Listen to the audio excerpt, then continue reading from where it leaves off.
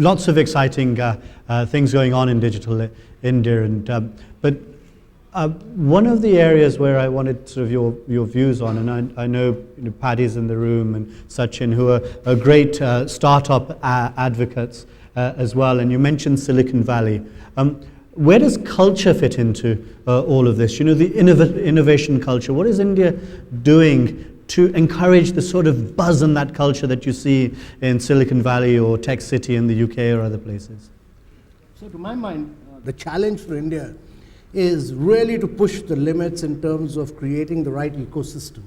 And by right ecosystem, my views are that actually we should allow our startups to go and do this without any compliances whatsoever. Just go and do it without compliances. Don't have to go through labor laws, don't have to go through anything. Just go ahead and do it, and that's what I think, that's the kind of ecosystem which India is planning to build up. But more important than that is that India should allow failures to take place, because without failures, you can't be successful. Everybody has failed before. I mean, Steve Jobs to Bill Gates, everybody failed before they succeeded. So I think you need new bankruptcy laws, which is on the verge of happening, and I think the government has done a lot. You need very easy exit for startups so that they should be able to get back and do new business and flourish. And I think the third and most critical thing is that, India must close this whole business of having business schools. We have too many MBA schools in India. And to my mind, India must create great engineering colleges. The difference between Google and Yahoo, the difference between Google and Yahoo was simply that Larry Page went and hired 4,000 engineers. And Yahoo went and hired 4,000 marketing professionals. Look at where Google is and look at where Yahoo is. Yahoo is on the block to be sold. So marketing professionals will drive India to death. Engineers will take India to great glory. And therefore, engineers innovate, engineers take India to the future. And that's my view. We have too many IIM institutes in India. We need engineering institutes. We need to create incubation centers there. We need them to do prototyping, and we don't want them to get into IAS. Too many engineers getting it, too many IIT, IIM guys getting into IAS. I was at the IAS Academy. Out of 288 probationers, 238 were engineers. What a waste of talent. So, you need engineers to do innovation, to do manufacturing, and to drive India's growth. But maybe they are re-engineering the IAS. But on a more serious note, I know there are questions and the mics come to you. I'm going to quickly ask a follow-up. Last 15 years, Mr. Kant, some people call it the lost decade or decade and a half for manufacturing. When we opened up, we believed services are the way to go. And now, after 15 years, we've now seen this focus. How much time will it take really to win back the lost advantage as far as manufacturing is concerned? And mics to the floor, please, as soon as I see some hands. The key is that we are at a point of time where manufacturing is radically changing. Firstly, there's no way you can create jobs through the services sector. You need to create jobs. You can't have a situation where you're trying to create growth without jobs. So you need to create jobs, and the way manufacturing is altering itself in terms of digital technology, India needs to utilize that opportunity and bring in a huge revolution in its manufacturing process. Private sector, I think all agencies of government must work with partnership with government to really spread this whole big movement of smart manufacturing across India. Okay, smart manufacturing. The rules are just introduce yourself, keep your question really short. I'm going to cut you off otherwise. Hi, I'm Rajat Dhawan. I'm with McKinsey & Company. To start with, I must say I'm an engineer first and then an MBA. And I didn't consider going to IAS, so I think I conform to your standards. Very quickly, Amitabh Kant, very, very enriching and inspiring speech as always, and I've heard you at other occasions also, but what are the one or two things that you expect the corporate sector to be doing more in India to fuel the Make in India ambitions? Okay. One is that, the Indian corporates are just not registering their patents. You know, it's a shocking statistic that in India, just 20% of the patents are registered by domestic companies. 79 to 80% of the patents are being registered by international companies in India. Now, if you want a huge innovative system, you need to push your intellectual property regime to its boundary. And one of the key things we are doing is to bring a very progressive, very forward-looking, a very, very advanced intellectual property regime in this country, and I can assure you that we'll wipe out all the pendency in the next 2 to 3 years. And therefore, to my mind, Indian companies must go and register their patents. Okay, Indian companies.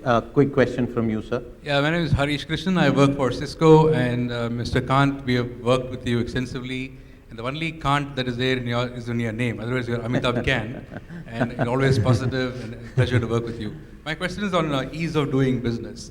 One has just got to hear you and other leaders, and we are all very convinced that that's the way it's going to be. But unfortunately, on the ground level, things are still not changed. It still takes a lot of time to get approvals, mundane procedures, etc. being there. So what is being done by the government to percolate this positivity from the top to the ground? So a lot has happened in the central government, but one of the key things is, as you said, that a lot of action has moved to the states. So states must become the key champions of change. And one of the things we did was to have this huge competition on 100 points. And we did our best to name and shame the states. And we said that these are the best performing states and these are the worst performing states. It was put out in public domain. And actually, one of the good things that's happening is that investment is moving into states who have ranked very well on ease of doing business. So last year we started with 100 points. And I saw a lot of enthusiasm among states to change themselves. This year we're doing it with 340 points. Every single state is pushing the limit on it. We need to do this for 3 to 4 years to make the states extremely easy and simple. And that is what is going to happen, simply bringing in the competitive spirit, or what the Prime Minister calls it as cooperative federalism. What about the legal changes that are required? Because so I think big changes are in offing. You already have the bankruptcy law bill. Vishwanathan Committee has submitted its report. It's going to go to the cabinet, and then it'll get enacted. The NCLT was passed by this, the court verdict came out, and NCLT will get operational very shortly. So those are very, very radical changes, actually. Okay, you had a question here. Good afternoon, sir. This is Bhavesh Thakkar here from BDO. So just taking your question further of competitive federalism. So there are two small questions. So whether the ratings and the state rankings what we have to be different for a large state as compared to a small state. So can we segregate those states once?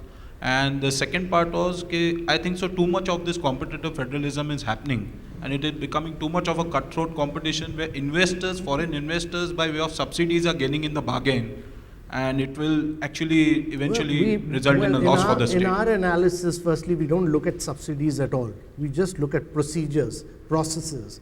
We just look at how easy, whether you can give license in one day, whether you can give electricity connection. We look at process, time, and costs. So it's very different. But, over a period of time, the good thing about this was that we had Gujarat at number 1, Andhra at number 2, but Andhra is almost breathing down the neck of Gujarat. And I'm telling you, the next year, if Gujarat doesn't improve, it'll lose out. But the good thing was that Jharkhand and Chhattisgarh were 3rd and 4th, and they are mineral-rich state. And why they came up 3rd and 4th was because they all used digital technology for everything was online. And number 2 was that they'd made very major changes in labor laws. So they were pushing the limits. One follow-up, just in terms of understanding, these 340 points that you have, so from 100 to 340, what does that involve? Because I'm sure a lot of the audience wants to understand. So about 128 points relate to medium and small enterprises, which came in from them, that how to make life easy for MSMEs. Many of them relate to labor laws. Many of them relate to just having one single point of clearance. Many of them relate to getting construction. Many of them relate to getting electricity, all of them. So we look at the life cycle, entire life cycle of business from starting to exit.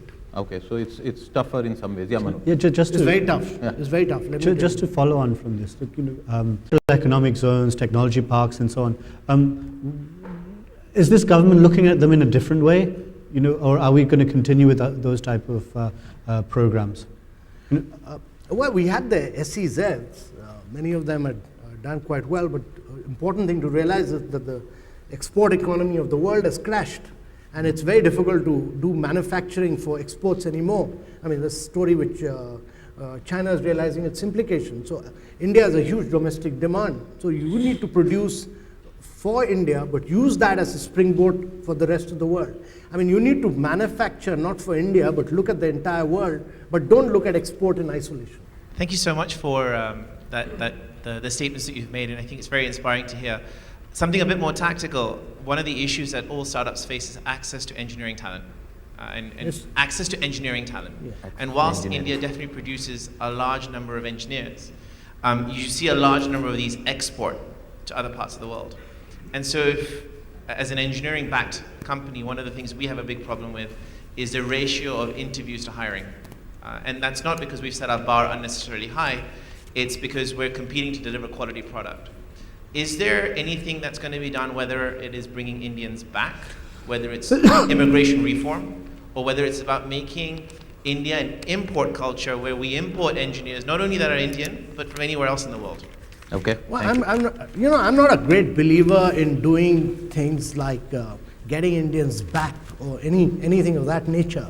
I'm a great believer that India must create an ecosystem, which is actually, many people say that Indian startups are going and registering in Singapore.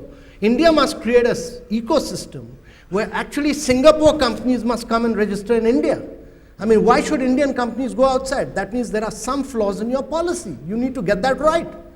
You need to create that ecosystem right in terms of your compliances, in terms of your tax policies. And you make a better policy regime than Singapore. Why will they not come back? They will. But you can't force anybody to come back. You're in a globalized world.